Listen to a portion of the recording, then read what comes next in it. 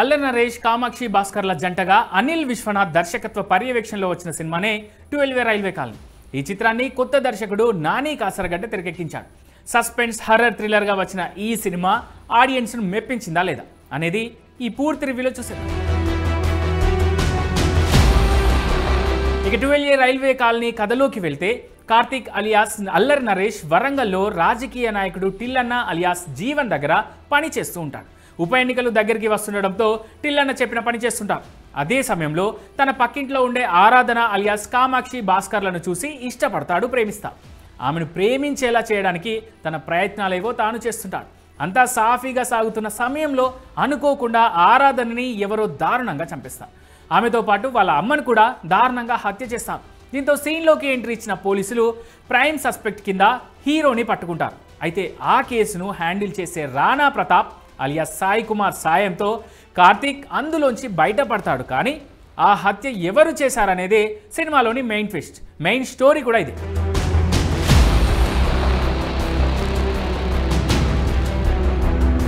కొన్నిసార్లు తమ సినిమా గురించి దర్శక నిర్మాతలు చెప్పే మాటలు ప్రేక్షకులను మాయలో పడేస్తుంటాయి. వాళ్ళ ప్రోడక్ట్ కాబట్టి అలాగే ప్రమోట్ చేసుకుంటారు, తప్పలేదు. కానీ అందులో ఎన్ని లొసుగులు ఉన్నాయనేది సగటు ప్రేక్షకుడు రిలీజ్ అయిన తర్వాతే తెలుసుకుంటారు. ఇప్పుడు 12 రైల్వే కాలనీ విషయంలో కూడా ఇదే జరుగుతోంది. ఈ మూవీ ప్రమోషనల్ ఈవెంట్లో పొలిమేర హ్యాంగ్ ఓవర్ నుంచి బయటికి వచ్చి ఈ సినిమా చేశానన్నాడు దర్శకుడు అనిల్ విశ్వనాథ్. కానీ ఇంకా అందులోనే ఉన్నట్టు ఈ సినిమా చూస్తుంటే తెలుస్తుంది అందరికీ. కాకపోతే చేతబడుల నుంచి బయటికి వచ్చాడంతే. 5 నిమిషాల క్లైమాక్స్ ట్విస్ట్ కోసం 2 గంటల సినిమా తీసాడేమో అనిపించింది సినిమా చూశాక. ప్రతి 5-10 నిమిషాలకు ఒక ట్విస్ట్ ఉంటుందని దర్శకుడు చెప్పనైతే చెప్పాడు. కానీ స్క్రీన్పై అవేమీ కనిపించకపోవడం, ఉన్న ట్విస్టులు కూడా ఎక్కడో చూసినట్టుగానే ఉండడం ఈ సినిమాకైతే బిగ్ మైనస్. పైగా సినిమాలో కొన్ని ట్విస్టుల్లో లాజిక్స్ కూడా చాలా వరకు మిస్ అయినట్లు అనిపిస్తాయి.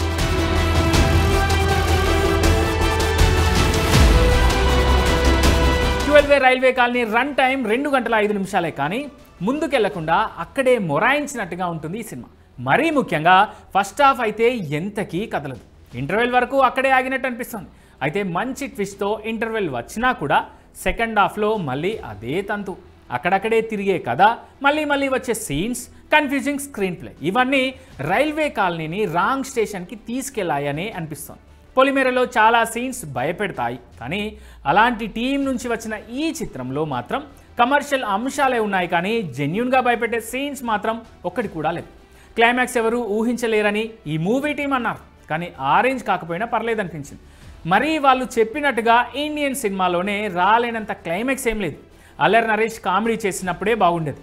అప్పుడు అతన్ని వెతుక్కుంటూ డిఫరెంట్ కథలు వచ్చేవి ఆయన దగ్గరికి. కానీ ఇప్పుడు ఆయన వెతుక్కుంటూ వెళ్తుంటే ఎందుకో ఒక్కటి కూడా సెట్ అవ్వడం.